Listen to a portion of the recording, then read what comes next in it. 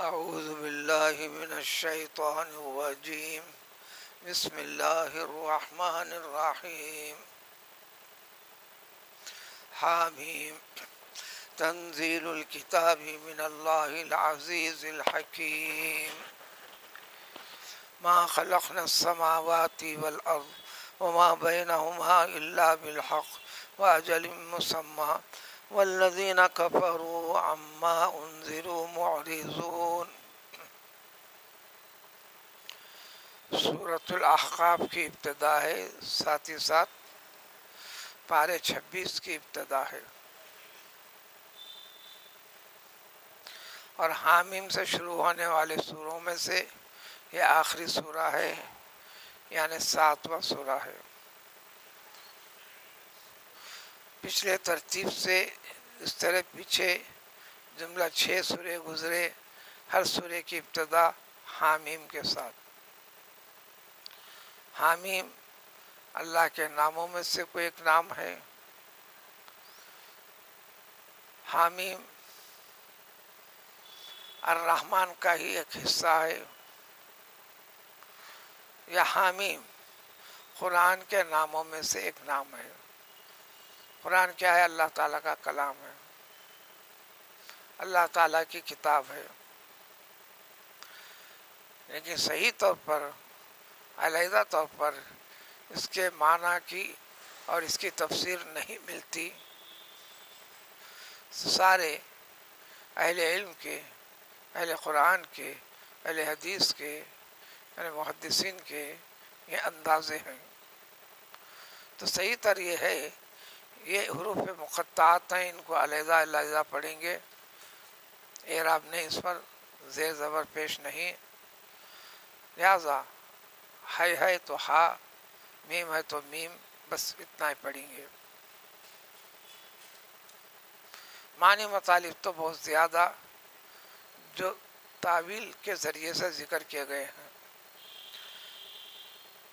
یہ حامیم اللہ تعالیٰ کے ناموں میں سے ایک نام، جس کے قسم کھا کر ان لوگوں کے لیے یقین دلانا ہے جو اللہ تعالیٰ کے کلام پاک کا یا انکار کرتے ہیں۔ ان کے لیے اللہ کا کلام پاک مان کر پھر اس کے احکام پر یقین نہیں رکھتے، منمانی زندگی گزار دیتے ہیں۔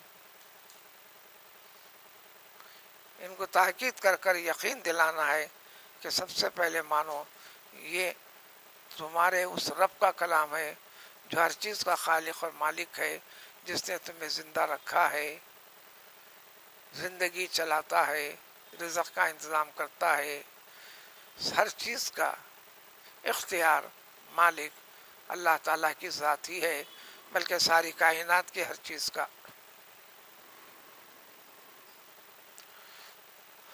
جب قرآن نازل ہوتا تھا تو سب سے پہلے جس علاقے میں پیغمبر صلی اللہ علیہ وسلم تھے، وہاں کے علاقے والوں کو ہی مد نظر رکھ کر، لحاظ کرتے ہوئے قرآن کو عربی میں نازل کیا گیا۔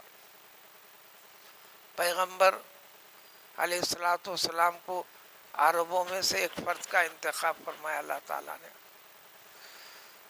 بس یہ انتخاب اس قوم کے لیے، چاہے وہ قوم ماننے والی ہو یا انکار کرنے والی ہو، کہ نبی علیہ الصلاۃ والسلام عرب قوم سے ہیں، لہٰذا آپ کے واسطے سے سارے عربوں کی بھی فضیلت قائم اور باقی ہے، بھلے آپ کو انفرادی طور پر کسی سے کچھ سابقہ پڑتا ہو، لیکن اسلامی نقطہ نظر سے بس یہ عرب ہے، اس کی تعظیم کرنا ہے۔ تعظیم کے 20 نمونے ہیں۔ مجنون کے بارے میں ذکر ہے، جس کی ساری دنیا میں شہرت ہے، لیلا مجنون کے واقعات کی، کہ وہ اپنے معشوق سے اس کو کس قدر عشق تھا، عشق اصلی تھا، عشق فانی بھی نہیں تھا۔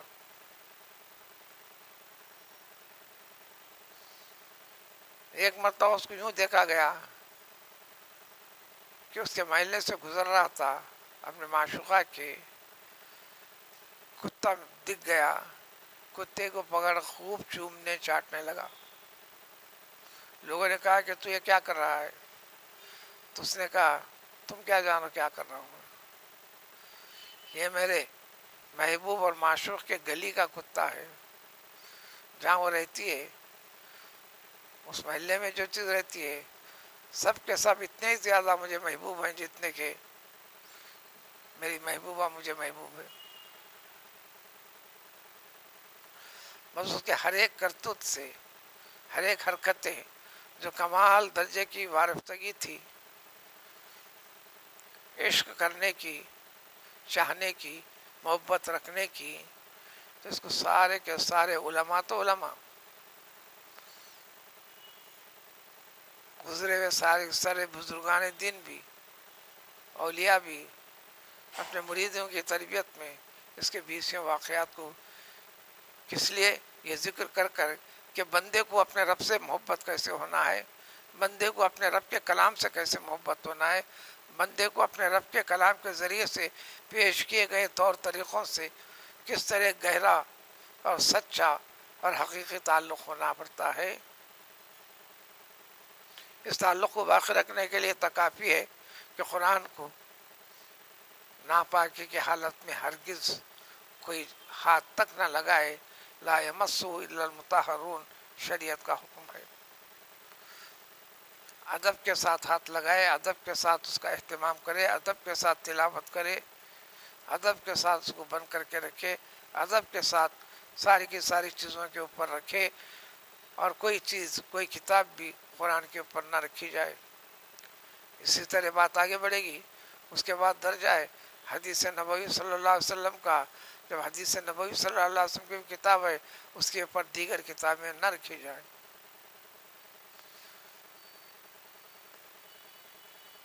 چونکہ محبت رسول محبت خداوندی قرار دے دیا گیا. قل ان کنتم تحبون اللہ فاتبعونی. الغرض سب سے پہلے یہ فاسد خیال جو اس پر یقین نہ کرنے والے لوگ ہیں اس کو بار بار اللہ تعالیٰ یاد دلاتے ہیں، یعنی یقین عقیدہ پختہ کرواتے ہیں کہ تنزیل الکتاب کتاب اللہ، یہ اللہ تعالیٰ کی کتاب پورا کا پورا کلام پاک. اسی طرح یہ اللہ تعالیٰ کا یہ بھی سورہ بھی سورہ احقاف ہے، حامیم سے شروع ہو رہا ہے، یہ اللہ تعالیٰ کی کتاب کا ایک حصہ ہے. جب اس پہ یقین کرو تو اس کے ذریعے سے تمہارا رب جو فرما رہا ہے وضاحت کر رہا ہے وہ تمام کے تمام درجے یقین کرتے ہوئے چلیں. تو یہ اللہ تعالیٰ کی کتاب اللہ کی جانب سے نازل کردہ ہے، بھیجی گئی ہے. وہ اللہ تعالیٰ جو سب سے زیادہ عزیز ہے، طاقتور ہیں. اگر انکار کرنے پر جب اللہ تعالیٰ کا غضب نازل ہوگا تو تم میں سے کوئی بھی کچھ نہیں کر سکتا.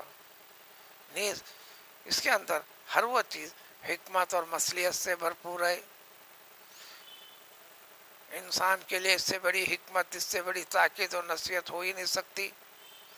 جو اس دنیا کی زندگی نشے و فراز سے بھلے گزرنا پڑتا ہو، جو زندگی کا حصہ ہے، لیکن اس حقیقت کے اوپر قائم رہتا ہو تو ہمیشہ والی زندگی راحت والی عطا فرمائیں گے.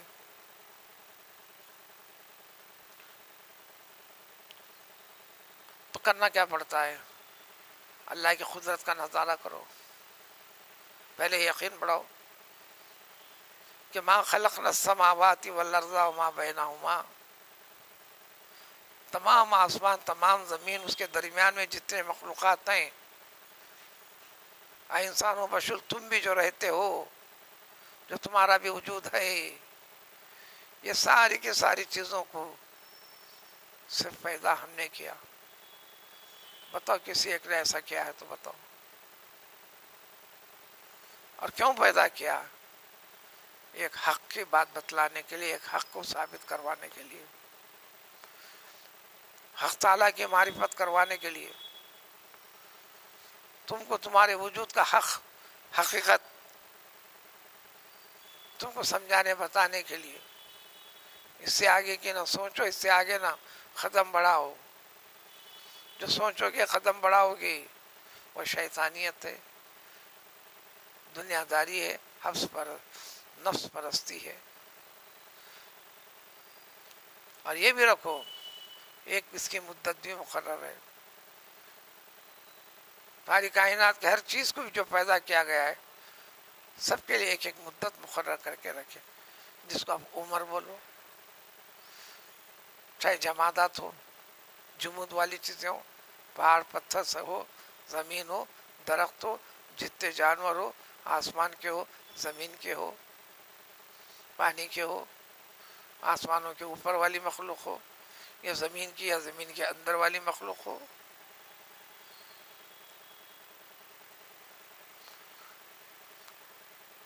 اور یہ ساری چیزیں جو دنیا میں رہتے ہیں وہ ساری کی ساری چیزیں ایک مدت کے لیے سب کو فنا ہونا ہے، اس لیے کہ کچھ نہیں تھا، صرف اللہ ہی کی ذات تھی، سب وجود بخش کر بھی اللہ تعالیٰ ہی موجود ہیں،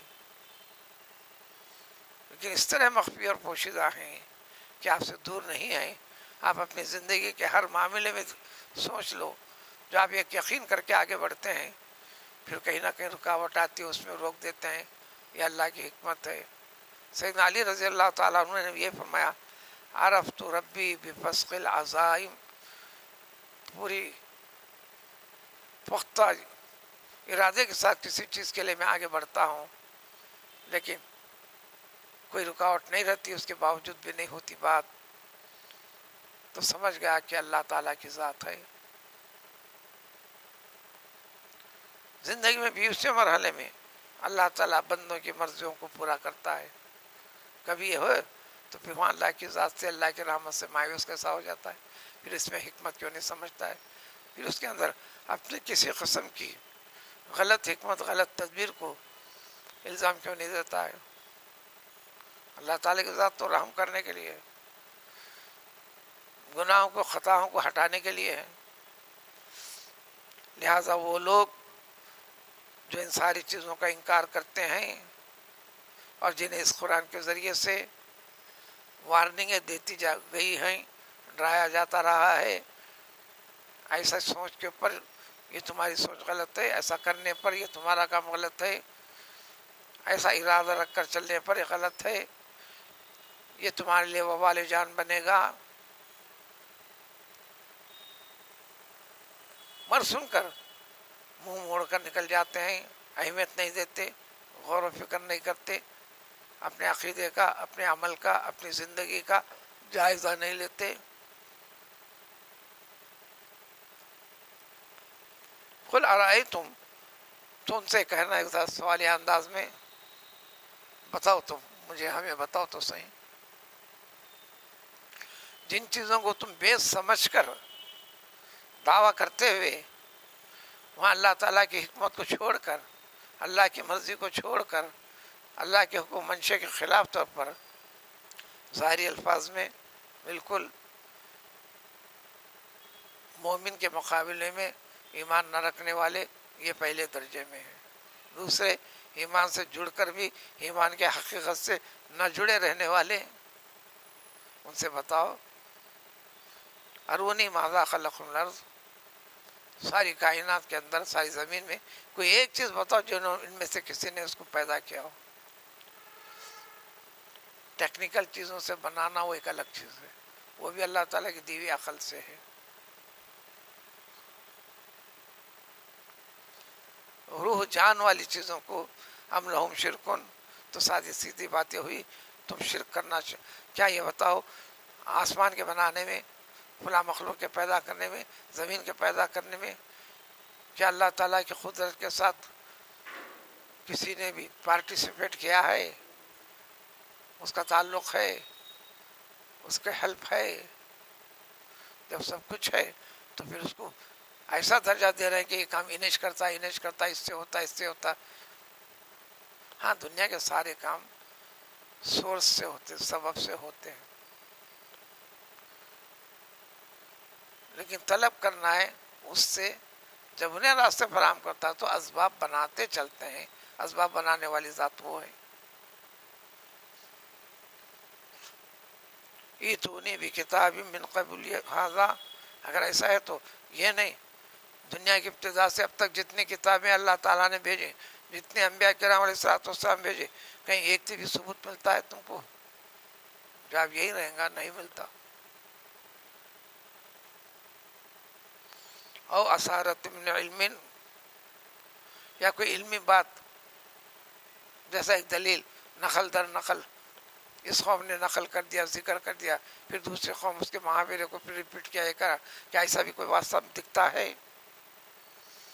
اگر واقعی تم سچے ہو تو کر کے بتاؤ، تو مطلب ہے کہ واقعی تم سچے نہیں ہو، جھوٹے ہو، جھوٹ کے ہوس پرست بن گئے ہو۔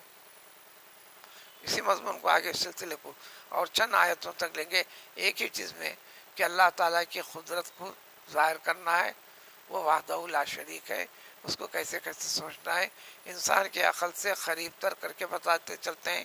یہی سلسلہ اگلی آیتوں میں چلتے جائیں گا۔ سبحان اللہ بحمدہ، سبحان اللہ۔